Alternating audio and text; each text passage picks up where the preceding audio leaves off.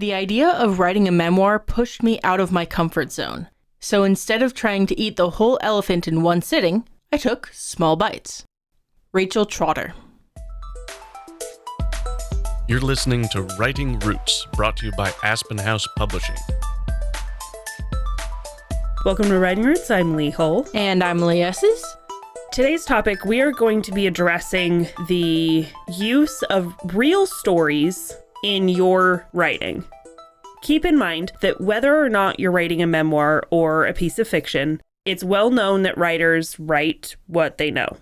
Oftentimes, they will draw from real experiences to create scenarios, to create things that happen in their story. And this is especially true if you are writing an actual memoir where it is all about telling your true story. So today we're going to be talking about both those aspects of using truths in your life to tell your story. The first part, we're going to be talking about the truth in the memoirs, the kinds of pitfalls that can get authors in trouble, even if they're just telling their own story, and then how to access your personal experiences if you're writing something that is clearly not meant to be interpreted as fact, but you're still calling on these personal experiences you've had to make the characters real. So first, let's talk about the truth in the memoirs specifically. When people are asking advice for writing their memoirs, we are reminded of a cartoon that has an author doing a book signing for a book titled My Terrible Life. And then the parents off to the side saying, if we would have known you were going to be an author, we would have been better parents. A lot of the reason I think people sit down and say, I need to write a memoir, is they want to make something good out of something bad that happened. So if they had some sort of terrible life experience, they're writing that memoir in order to make something good out of it, but you end up monetizing trauma in a very uncomfortable way. It's one of those things where you need to kind of look at your purpose, your goal behind writing and publishing a memoir. In a lot of the cases that we've seen of people who maybe they talked to a therapist and the therapist recommended, hey, you should compile your stories, you should write them down. They think that translates into, oh, I need to write a book and go out and sell it and let other people learn from my experiences.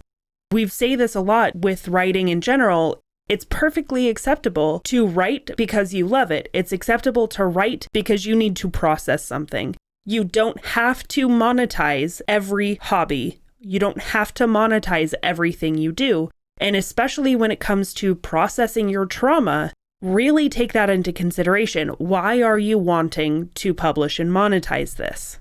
And when you're writing these things down, I encourage you to be as sincere as possible. There's a moment in Emperor's New Groove where Kuzco at the very beginning says, I was a perfectly normal, happy guy and they ruined my life for no reason. That immediately tells us, the audience, that this character is not sincere and he's possibly delusional. If you say something like that in your memoir, people are going to see through your victimhood. They can detect if you're not being sincere. Most people acknowledge that a story has multiple sides, and you are telling your story. When you are honest about your side of the story, honest especially with yourself, your readers are going to be far more engaged with your story because they are looking for people to relate to. Now, if you are coming to this episode to learn more about how things work in a story and then making money off of it, one of the questions you probably have is about libel and defamation. Saying, hey, if I tell the truth about this politician in my memoir, can I get in trouble for it? In most cases, memoir writers are protected in this because they are telling their true story. They are telling their side of how everything went down. Part of this is making sure you frame those stories in, this is how I experienced this. You are protected in you telling your story. You are not necessarily protected from them coming back at you and going, this is my side of the story. So you do have to kind of be careful with that. And this is where you especially want to make sure you are telling the truth as you know it. Because defamation and libel, which is written defamation, is a problem when you are making up stories, when you are telling lies. that's when it becomes libel and defamation. If you are telling the truth, especially if it's a provable truth, then they can't come after you with lawsuits for libel or defamation. One of the things that you might consider, depending on the story that you're telling, is changing the names. Changing names to protect especially victims in the stories that you're telling. If you combine this especially with a pen name, it helps protect everybody involved because it's not as identifiable that this person is writing about their life, so the person who did all these bad things to them must be so-and-so. If you are using a pen name and then you can change all the characters' names, you are still processing your story. You are still writing it and getting it out there for other people who may be experiencing something similar, but it protects you and other people involved from the potential kickbacks from that. If you are not already somebody who is rich and famous and whose name is well known, then it's not going to be a problem to use a pen name. If you are somebody who is well known, like maybe Elizabeth Smart, the victim of a very well-known kidnapping, she's not going to write a story under a pen name because part of her name is tied very well with the acknowledgement that this terrible thing happened. So generally speaking, pen names might protect you from the people you don't want to see the story, but it also limits your marketing abilities. So make that decision based on what you want to do with the memoir after it's published. Now, where things get problematic with memoir writing is if you try to change, exaggerate, or otherwise adjust a story to make it compelling, to paint someone in a slightly different light, either for better or for worse. Any knowing change to the story makes that story a work of fiction.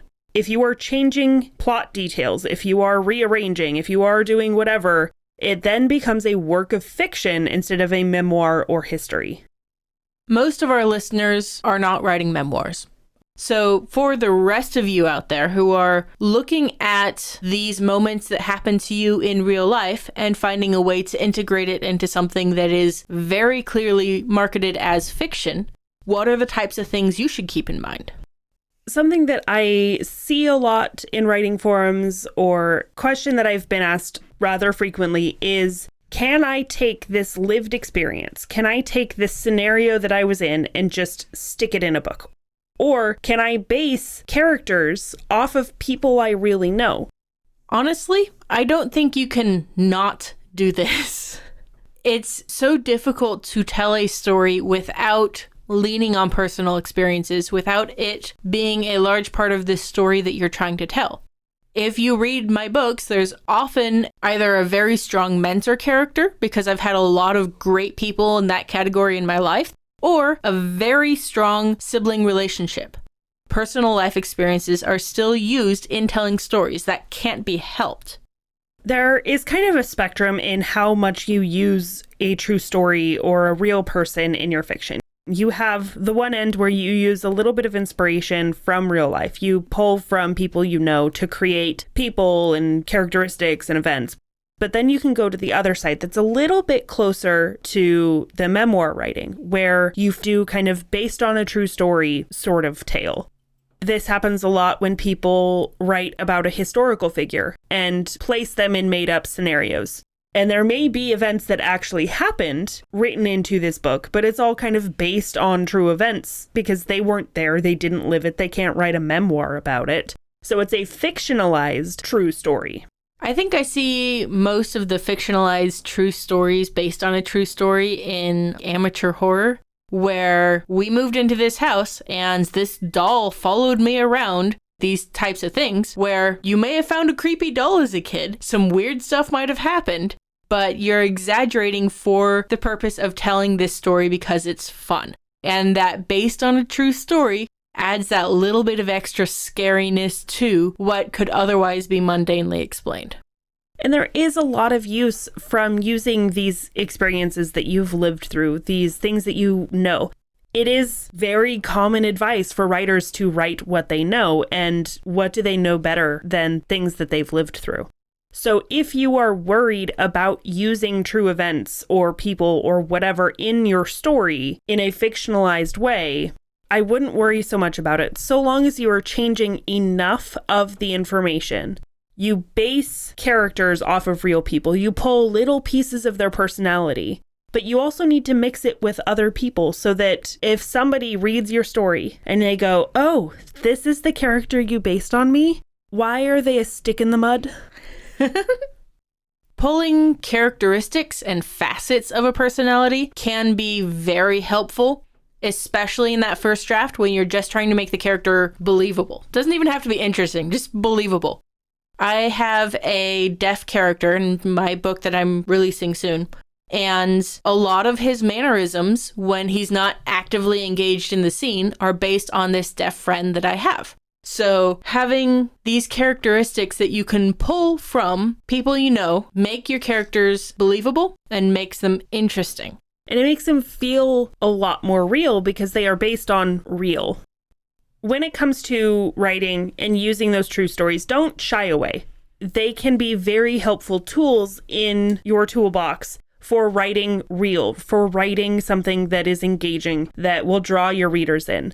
Don't shy away from it, but make sure you use it carefully. Apply the tool in the right way. You don't use a wrench to hammer in a nail. Telling your story is important, no matter how you choose to tell it, whether it is through a memoir or just little pieces of your life that you toss and sprinkle into your fiction. However you decide to go about it, make sure that you write selfishly. If you have a question or comment for our hosts or a topic you'd like us to cover, send us an email at writingroots@aspenhousepublishing.com or find us on Facebook by searching for Aspen House Publishing.